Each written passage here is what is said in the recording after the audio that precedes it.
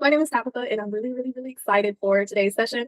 So it's going to be a brief overview of how to implement AI into your workflow and how to choose which platform works best for you. So all I ask is that when I am doing the tutorial, just like don't focus too much on taking notes. Just look at the process to see which one fits best for you, so you don't get overwhelmed. Because I understand AI can be a lot, but I wanted to make it as simple as possible. So yeah, so you're in the right place. If you want to learn how to include AI into your workflow, you're tired of balancing multiple AI platform subscriptions, and you're feeling frustrated because there's so many options and there can be so many learning curves according to which AI platform works best for you. So today we're going to simplify it by figuring out which AI platform is going to fit with your skill level and your budget and your needs as well, because that's super duper important before identifying which one that you are going to use. Sorry, I don't know if y'all can hear the sirens. I live in the city. And then you're going to find which workflow works best for you and how to make AI your partner. Because at the end of the day, it is a tool. So it's best if you like have it in your tool belt if possible for when you may need it or when you just want to use it. So here's a little bit about me. My name is Tabitha. I am a freelance streetwear fashion designer, and I have been freelancing for about 2 years now. I am in Atlanta, Georgia, in the United States. And yo hablo español también. I was a Spanish teacher originally, but I've always wanted to do fashion design. So I'm doing fashion design now.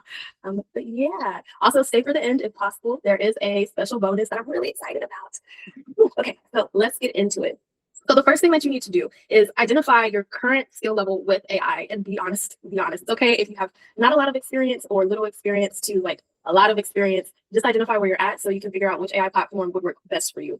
I would say Studio24 AI is for the most novice levels of AI learners. There's no like learning curve, and it's as easy to use as ChatGPT. So you just type in your prompt. If you want, you can make some edits, and there's a lot of fun things that you can do with that as well, as I'll be showing you today. If you're intermediate, you can use that and Flora AI, or if you're advanced, you can use Flora AI. I like to use both of these platforms. I usually have them in my AI rotation for my workflow, but for now, just choose one that you think would best work for your skill level, and then I'll do a quick walkthrough of each one. Yeah, let's talk about Studio24 AI. So Studio24 AI is best for beginner to intermediate learners. There's no learning curve, like I said before, and it's also the most affordable when it comes to generations. You can do sketches in it, AI photo shoots, and also tech packs. The tech packs do need to be reviewed, of course, since it's still AI and it can make mistakes, but it's still like great to have it there if you want to like quickly get like a rough draft of a tech pack and then go from there, because yeah, tech packs can be a lot. But I usually use it for sketching because that's what I like to use when I'm like playing with the concept of design. So some things to consider is you don't have a lot of control with it. So there's only a few elements that you can change, and sometimes it's not consistent, which goes into the next point. You don't have the consistency all the time with the generations, and not all the generations or the edits will come out the same. And also there can be errors like in the tech pack, which I said you need to look over. So just consider those things. And I'm going to quickly go over to my account so I can show y'all a quick run through of it. Okay, so this is what Studio24 looks like when you log in. There's a lot of things that you can do with it. This platform was originally made for startup clothing brand owners, and I met the owner through TikTok, so I'm like affiliate for her brand, and she's so nice. She let me put in like additional points of improvements for other fashion designers to use. So she like is open to making the platform available for us and to our needs as well, which is why she put the tech packs in. So I was like, is it possible you can like throw tech packs in there? To be really quick with the tutorial. As I said before, you don't have to like try and take notes on everything. I just want to give you a brief overview of it. So you can put in the color, fabric type, the fit and silhouette. You can put in the design details and expand the design details as well. Let me zoom in.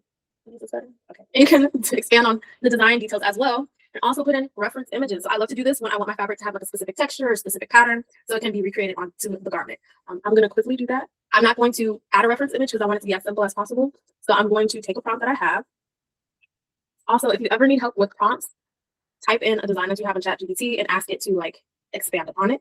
Or you can just click right here at the bottom where it says expand design description. And so this is going to be a dress.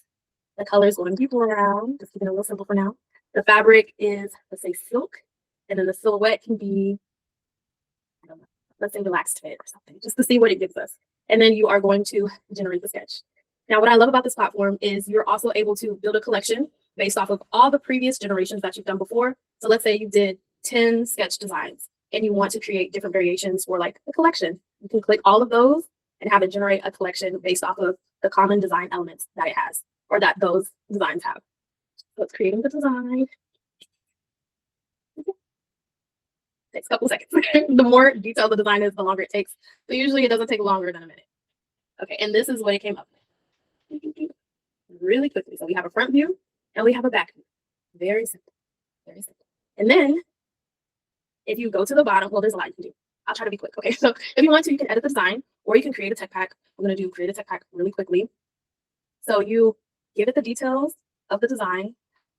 Let's say regular fit for women, standard as the height, sample base going to be medium, non-stretch.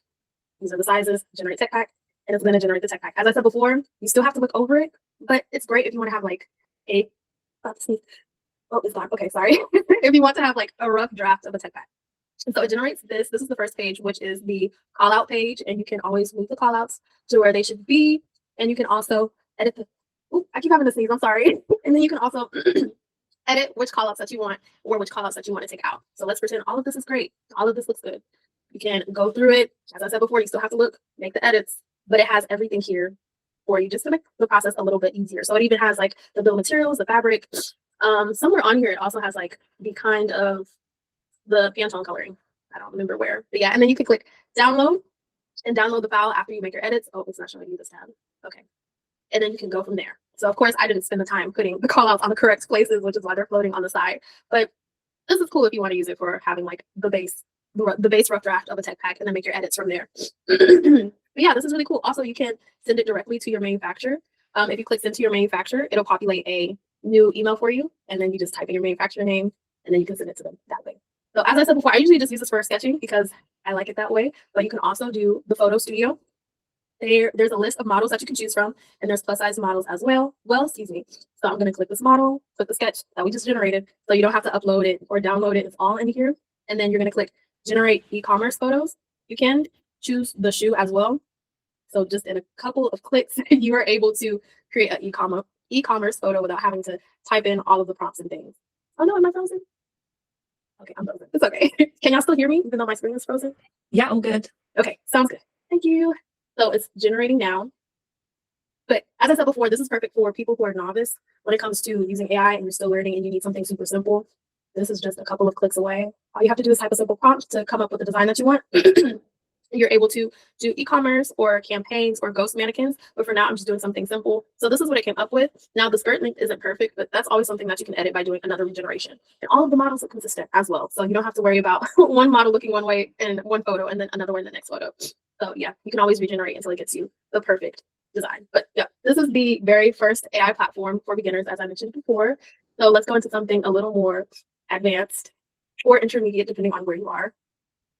So the next one is called Flora AI.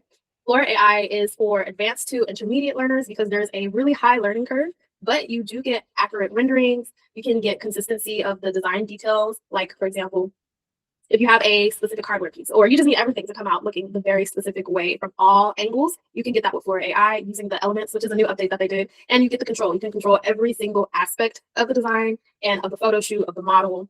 The options are really endless with this platform. But some things to consider is it is difficult to learn. There's extremely high learning curve. For me, it took me about 4 months to learn how to use it. And there's also lots of updates, which is great. But I make sure that I'm, available to go to the weekly sessions to see what those updates are. So it's like a constant learning that you have to be ready for. Also the investment, since you do have to pay for generations as you're learning, if you're learning how to use it, it can add up in terms of how much money that's being spent. So just keep that in mind. For me, it took me about 200 plus US dollars before I finally got a hold of how to use it correctly and how to implement my own workflow that I have now. And then time. It takes a lot of trial and error to get the pictures that you want, since you are able to manipulate so many aspects of the image and of the model and of the clothing and so on and so forth. Sometimes it takes a lot of prompting to get it to have that specific design vision that you have in mind. So for me, it can be like 2+ days to get a specific design after trial and error, trying to work with the prompts to get what I wanted to do. So that's just some things to consider. So is like a spider web. There's many moving parts. There's many threads that connect all of the ideas together. Now, when it comes to Flora, there's many moving parts and your workflow can look expansive and it can look overwhelming. So I have a couple of prompts that I already did that I'm going to talk to y'all about today. So on the far left, you can see the prompts that I started with all the way to get to the ones that you've probably seen like on my LinkedIn page. So first, we're going to start off with this workflow that I have.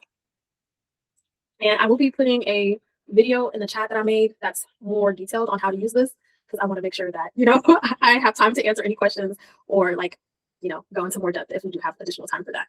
So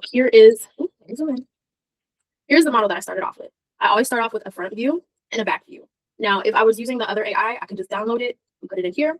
But for me with this one, I sketched this on my tablet. I uploaded it and I asked it to come up with a realistic recreation of the model in this outfit. Okay, so I'm going to tell you how to get the consistency with your models from all of those angles. You are going to create a text box, which is usually the shortcut T, and it's going to populate on your screen like this. And then you're going to go to Chat GPT or O Mini, and that's going to be the AI model that you're using. So within Flora, Flora is like, I'm trying to think of a good analogy. Okay, so think of Flora as like a refrigerator. Inside of the refrigerator, there's many foods that you could choose from, but overall, the refrigerator holds all your food. Now, when you open the refrigerator and you see different kinds of food, you can choose which food that you want to use, but they're all located in the refrigerator. So Flora is the refrigerator, Flora is the AI platform. And within Flora is different AI models that you can use all in one place. So no matter which AI model that you're using, you're still using it within here, but the platform itself is Flora. I hope that made sense. So after you get your text box, you're going to connect the nodes. Excuse me, my computer's running a little slow. You're going to connect the nodes to the text box. A node is like these little lines that you see, or this plus sign. You're going to connect it to the text box, so it's able to populate the images in the text box. So it knows what you're talking about. And then you're going to give it this prompt. Give me a list of prompts that would give me 6 different angles of this exact model and outfit, numbered and separated by line. I'm going to go into why it should be numbered and separated by a new line shortly. And then it's going to give you all of these prompts for how to get your model from different angles and still have that consistency. So you don't have to type it in one by one to get to your 6. It's going to populate for you as soon as you hover over this arrow and you click run. Then after it populates, you are going to, oops, sorry, it keeps going slow. Okay. So after it populates, you're going to click another node right here, and you're going to ask for it to batch create. Batch create basically means it's going to give you a bunch of those prompts, and it's going to generate all of those prompts at the same time. So you don't have to go through the process of generating them one by one. And then it will give you your model from all of the angles. And all of the generations are always going to be at the bottom here. But if you click on them, you can always paste them back onto your screen, which is what I choose to do so I can just see them better. And here are all of the angles that it gave me of my model from different perspectives, or not different perspectives, but from different angles. So when I'm using this, I can ensure that whichever angle that my model is being viewed from is going to have those consistent elements. So once you have all of your models together, you're going to download your models. You will go to where it says elements on the far left side, the hashtag, and then you're going to click new element, and you're going to upload all of the models, all of the model angles that it generated for you. Then once you have that, you're able to start putting your model into different scenes using the elements. So what I love about the new update that Flora has is you don't have to keep typing elements, or you don't have to put all of these images into this text box individually or connect all of the nodes to the text box. All you have to do is click it and add the element. And the element is the different angles of the model that we just prompted. And then you can say, create a list of 6 prompts of the model posing confidently for an editorial to highlight the outfit in different stances and different confident facial expressions separated by number and line. And then you can use that to input your model into different settings if you would like. So here is one example that I did. So I batch created that, which means I asked the AI to come up with a prompt, or to use the prompts in separate generations. And then I connected it with the image that I wanted to use. Now this one didn't come out perfectly, which is okay. Sometimes you do have to play around with it. So I ended up using this image and just using the element itself instead of the batches. So my AI wouldn't be confused to what I was asking for. And this is what it came out with, which is something that I was asking for. I could have asked for something more simple, but I just wanted to be extra, which is probably why it took me so long to generate. So the more simple of what you're asking for in terms of like the model and the background, the easier it can be to get that generation that you want. So that's my quick flow of how I use elements in Flora. As I said before, I will drop a video that's more detailed in how I did it. There are many parts to Flora, so it's okay if you still feel a little confused or overwhelmed. I'm going to drop a video for you at the end. But also, if you have any questions, we're almost to the question part, which is really exciting. How you can take action today. The first thing that you can do is really identify where your skill level and your budget is at realistically. And then you can choose a platform that you want to play around with and just practice a workflow. And you don't have to stress out about it. Just try something out. Also, when it comes to AI, you don't have to use AI throughout the entire process if you don't want to. Like I said before, I use one AI for sketching, but sometimes I do sketch on my own tablet, or sometimes I'll do a flat in Adobe Illustrator, and then I'll just put the flat in AI to recreate a realistic version of that as well. So it really is whatever you want it to be. If you want to use it throughout the process, you can. If you only want to use it for a few portions of the process, you can definitely do that as well. So just keep in mind, AI is the future. You can create a simple system to implement it in certain parts of your workflow if you want to, but AI is probably not going to go away. So even if you practice with it a little bit, that still makes a difference.